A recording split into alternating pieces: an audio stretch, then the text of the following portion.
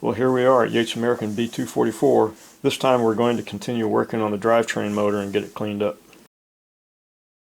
On a previous episode of Yates American B244. Okay, let's see if we can get that drivetrain motor out.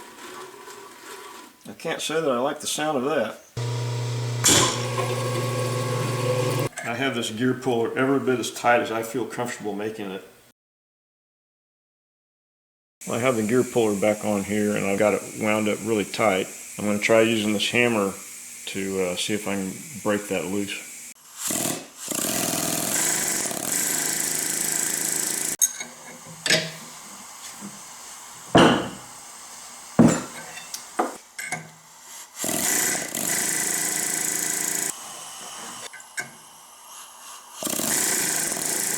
I'm still struggling to get this sleeve off. I'm going to try applying some heat. I just don't want to get any heat back to these bearings.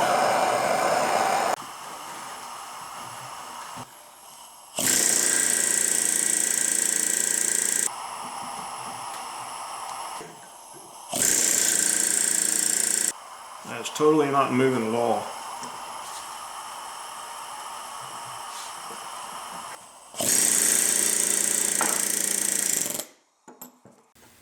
Well, I've got that motor clamped down now and I've got a pretty good cheater bar on here, so I'm either going to break that collar loose or I'm going to break the gear puller.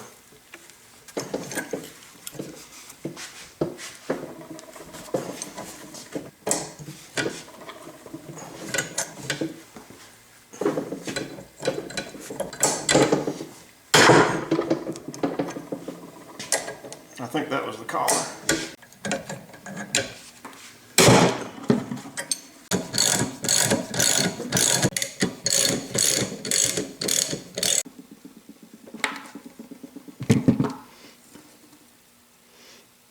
There's the washer that I put in there to act as a buffer on the end of the shaft.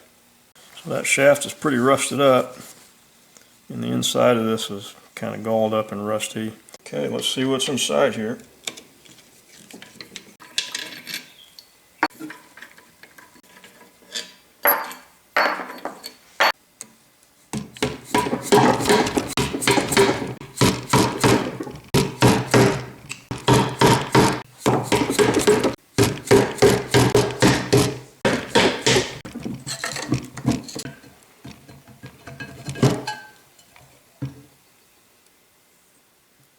Well, with that bell off, let's take a quick look. So there's still lots of stuff from the mouse nest. You can't see it, but there's actually a mud dauber nest inside there. So this must not be an original bearing because there are Zerk fittings for the bearings, but that is a totally sealed bearing on both sides. So someone's replaced that bearing. Okay, I can't pull a rotor through the motor that way because the fan is bigger in diameter than the windings. So I got to see if I can get the bearing off of that back into the shaft.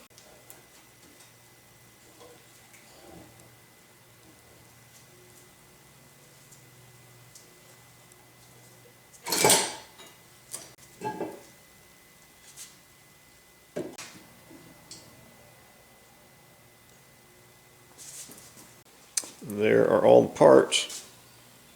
Of course, mud dauber nest.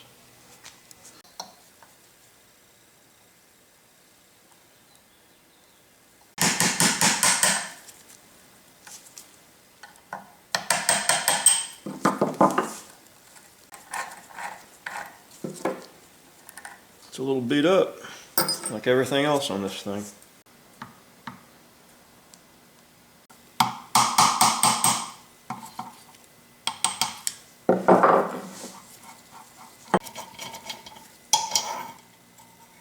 See if we can clean up this bearing retainer nut.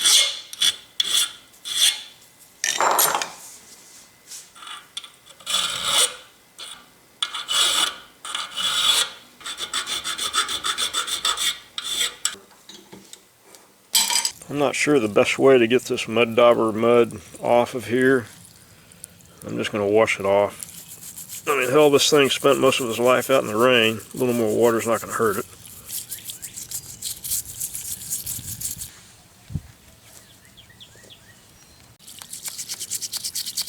Since this motor has sealed bearings, we don't need these Zerk fittings.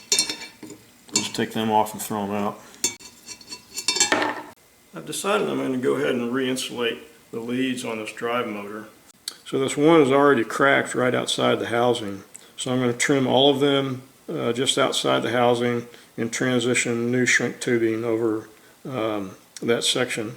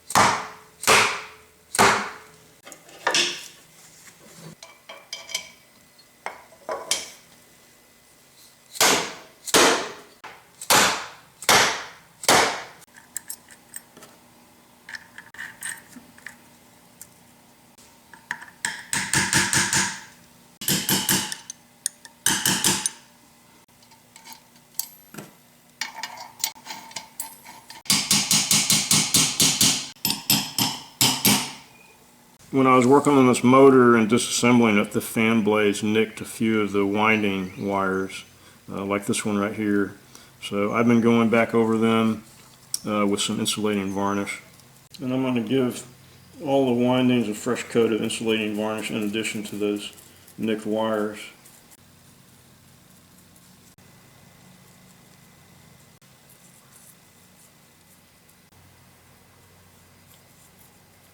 I'm not sure how, but several of these fins on the fan are bent.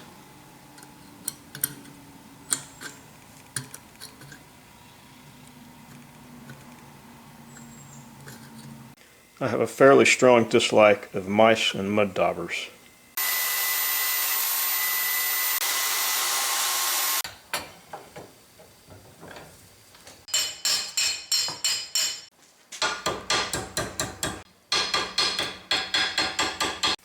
When I put this motor together, I'm not going to use these screws. I'm going to use bolts with a washer.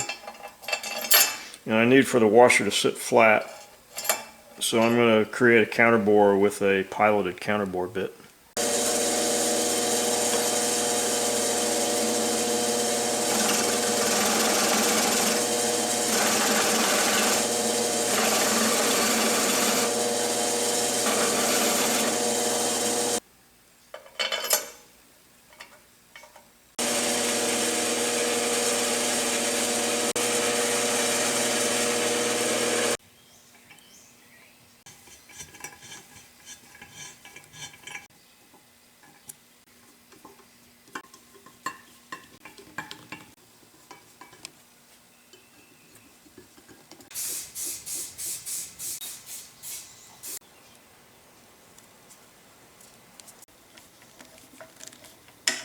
When this drive motor is installed, it's in this orientation here, so I'm going to reorient the vents so that they're like this.